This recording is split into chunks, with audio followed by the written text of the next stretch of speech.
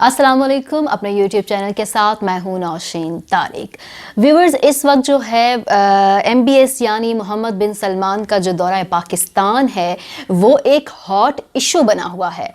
और hot issue क्यों ना बने जनाब, क्योंकि हमने देखा कि पिछले दिनों ही हमारे उनसे खारजा ताल्लुकात काफ़ी कशीदा, सर्द और तनाव का शिकार रहे और अब उनका पाकिस्तान आना बहुत सारी चीज़ों की तरफ इशारा कर रहा है और बहुत सारी चीज़ें इसके ऊपर प्रेडिक्ट भी की जा रही हैं। MBS आखिर पाकिस्तान आ क्यों रहे हैं? बज़ाहिर तो ये वो तलोर के शिकार के लिए आ रहे हैं जनाब। शहज़ादा सऊदी अरब का तलोर का शिकार करने पाकिस्तान आ रहा है और उनको गुज़िश्ता हफ्ते जो है वो हुकूमत पाकिस्तान की जानिब से तलोर का शिकार करने का परमिट भी मिल चुका है।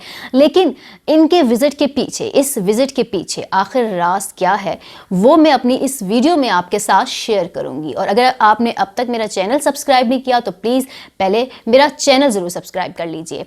वीडियो की तरफ बढ़ते हैं और आपको बताते हैं कि MBS के दौरे के पीछे कुछ कहानी नहीं, बहुत बड़ी कहानी है। जी हाँ, बहुत बड़ी कहानी है। ये कहानी है पाकिस्तान और इसके अंडर बनने वाले नए इत्तेहाद की। ये एक कहानी है रियाल वाला जो कशकोल था पाकिस्तान का, उसको तोड़ देने के बाद एक पाकिस्तान की आज़ादाना खारजा पॉलिसी की। और ये कहानी है कि पाकिस्तान कैसे जो है अब अपनी आज़ाद खारजा पॉलिसी को लेकर मुस्लिम दुनिया को लीड करेगा। जी हाँ, कहा जा रहा है कि शाह सलमान ने अपने बेटे यानी मोहम्मद बिन सलमान को पाकिस्तान के दौरे पे भेज दिया है। इसके पीछे एक बड़ा मिशन है और ये जो मिशन है इसके बारे में काफ़ी बातें की जा रही हैं, काफ़ी कुछ प्रेडिक्ट किया जा रहा है, क्योंकि पिछले दिनों हमारा और सऊदी अरब का ताल्लुक़ काफ़ी कशीदा रहा। उन्होंने अपना कर्ज़ भी हमसे वापस मांगा जो हमने चीन की मदद से उतारा। और इसके अलावा UAE और सऊदी अरब पाकिस्तानियों को मुस्तकिल वहाँ से निकालने के मंसूबे भी बनाते रहे, जिसको कम करने की कोशिश शाह महमूद कुरैशी ने अपने UAE के विजिट में पिछले दिनों की, लेकिन कोई खातिर खा उसमें उनको कामयाबी नहीं मिली। लेकिन अब अचानक से सऊदी अरब और UAE के पेट में जो मड़ोर उठ रहे हैं, उनका जो बैकग्राउंड है वो है पाकिस्तान और तुर्की के दरमियान बढ़ती हुई कुर्बतें। जी हाँ जनाब, इस वक्त भी तुर्की के वज़ीर ख़ारजा पाकिस्तान में हैं और हमारे जो एयर कमांडोर हैं मुजाहिद अनवर साहब वो तुर्की में मौजूद हैं। तुर्की के वज़ीर ख़ारजा और आज़रबाईजान के जो वज़ीर ख़ारजा का दौरा है पाकिस्तान वो कंटिन्यूसली जारी है।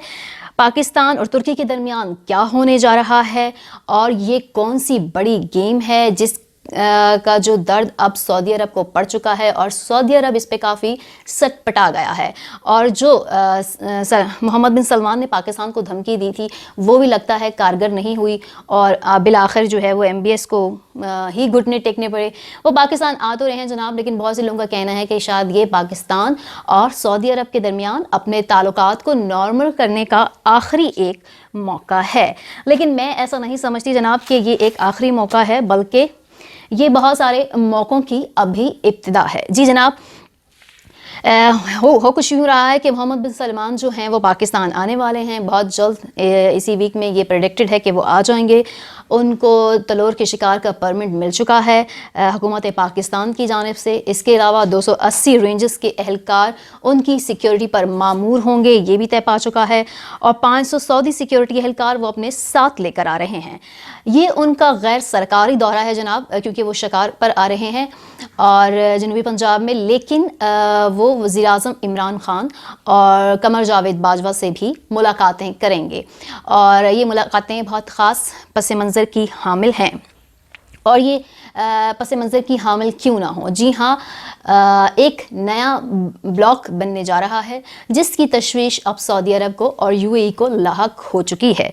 और सबसे ज़्यादा जो सऊदी अरब को तकलीफ़ है वो पाकिस्तान और तुर्की के तेज़ी से आपस में करीब आने और तेज़ी से जो है वो ताल्लुकात के कायम होने की है, क्योंकि सऊदी अरब और तुर्की के ताल्लुकात कभी भी अच्छे नहीं रहे और सऊदी अरब ये नहीं चाहता कि पाकिस्तान और तुर्की करीब आएँ। लेकिन पाकिस्तान पहले तो उन रियालों के बोझ तले दबा हुआ था, इसीलिए सऊदी अरब की बातें मानना हमारी मजबूरी थी। लेकिन वो रियालों का जो कशकोल था वो अब पाकिस्तान ने तोड़ दिया है और पाकिस्तान अब अपनी खारजा पॉलिसी में आज़ाद है।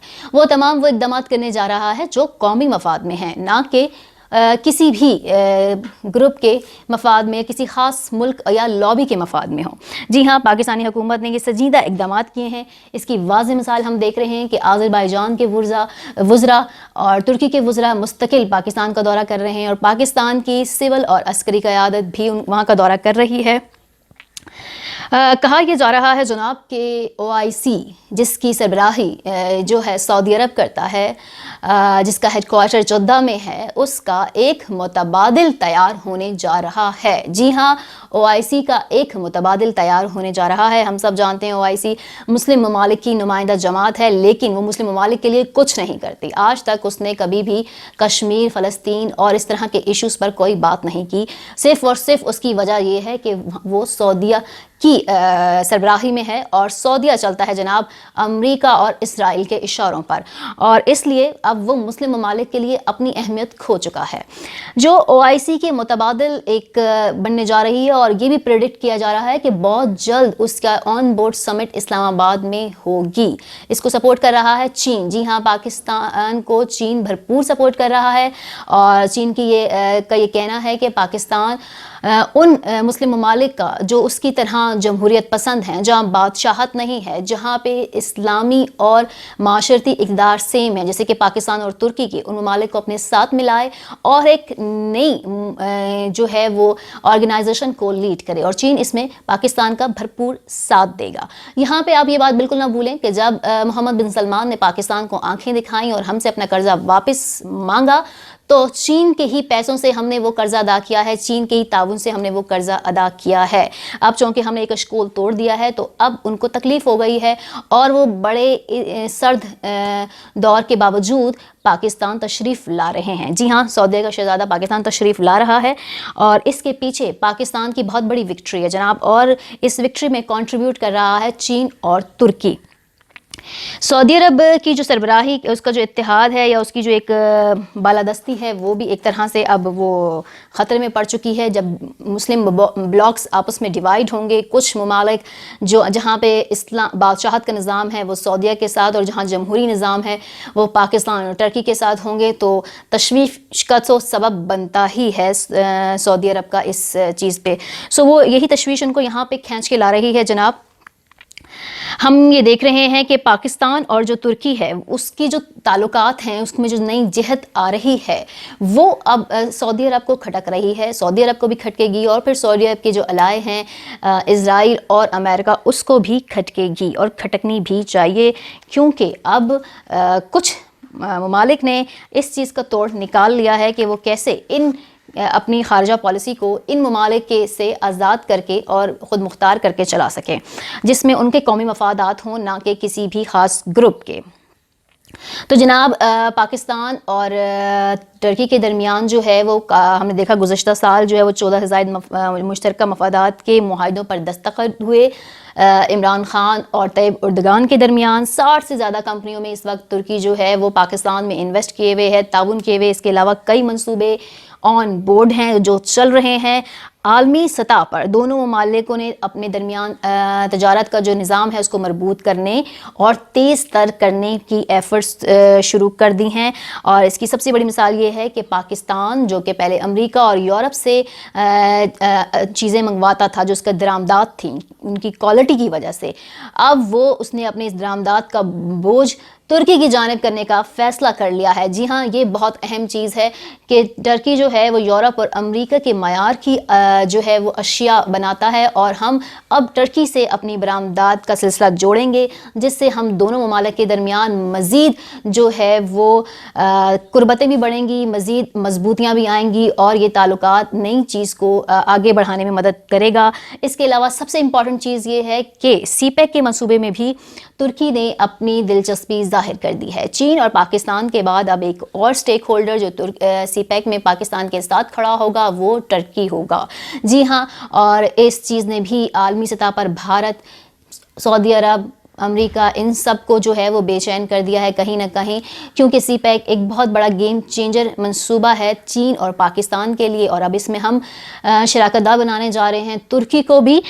ایک نیا بلاک جس میں پاکستان، ترکی، چین، روس، ایران شامل ہوں گے، یہ دنیا کے لیے کہیں نہ کہیں ضرور خطرے کا سبب بن رہا ہے۔ اور جب بات ہم کریں گے OIC کی تو اس کے متبادل کی، تو پاکستان اور ترکی ایک نئے اسلامک بلاک کی ابتدا کرنے جا رہے ہیں۔ اس میں اب کوئی شک اور شبہ کی بات نہیں رہی ہے۔ دونوں ممالک کے درمیان بہت تیزی سے بڑھتے ہوئے روابط اور بہت تیزی سے بڑھتی ہوئی سرگرمیاں اس جانب بھرپور طریقے سے اشارہ کر رہی ہیں، اور چین اس کے پیچھے ان کا سپورٹر ہے سب سے بڑا، کیونکہ جب پاکستان اور ترکی اور یہ ایک بلاک بنے گا، ان کی طاقت میں اضافہ ہوگا، تو بھارت کو یہاں پہ ٹیکل کرنا اس خطے میں پاکستان اور چین کے لیے بہت ہی آسان ہو جائے گا۔ جی ہاں جناب، یہ ساری سچویشن ہے۔ ہم نے دیکھا کہ بھی حال ہی میں ترکی کی جانب سے داعش کے خلاف اقدامات کیے گئے، اور پاکستان کے وزیر خارجہ نے اس اقدام میں ترکی کا بھرپور ساتھ دینے کا اعلان کیا ہے، اور پاکستان نے کہا ہے کہ پاکستان جو ہے وہ ہر حال میں ترکی کے ساتھ کھڑا ہے، ہر اقدام میں ہم اور ترکی ساتھ ساتھ ہیں۔ سو یہ ہے جناب مین کہانی، یہ ہے مین درد جس کی وجہ سے MBS یعنی محمد بن سلمان سعودیہ کے ولی عہد پاکستان تشریف لا رہے ہیں۔ اب دیکھنا یہ ہے کہ یہ آخری موقع ان کے لیے ثابت ہوتا ہے یا کہ پاکستان کے لیے۔ اپنی آراء کا اظہار ضرور کیجیے گا میری ویڈیو پر، اور اسے شیئر، لائک اور سبسکرائب کرنا مت بھولیے گا۔ Thank you very much.